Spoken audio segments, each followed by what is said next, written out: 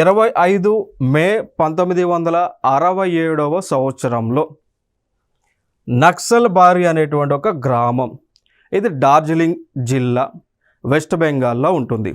So west Bengal అనేటువంటి ఒక రాష్ట్రంలో డార్జిలింగ్ అనేటువంటి ఒక జిల్లా ఉంది. ఆ జిల్లాలో నక్సల్బారీ అనేటువంటి ఒక గ్రామం ఉంది అన్నమాట.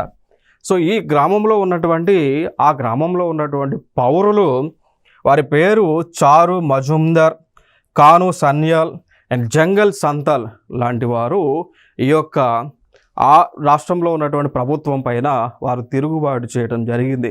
అంటే తిరుగుబాటు చేస్తూ మా హక్కులను మేము రక్షించుకోవడానికి, మా హక్కులను మేము కాపాడుకోవడానికి ఈ తిరుగుబాటు చేస్తున్నాం అనేటువంటి అంశాన్ని వీరు చెప్పడం జరిగింది. సో వీరు చేసినటువంటి ఏదైతే తిరుగుబాటు అనేటువంటిది ఏదైతే ఉందో, సో దానికి ఒక పేరు పెట్టారు.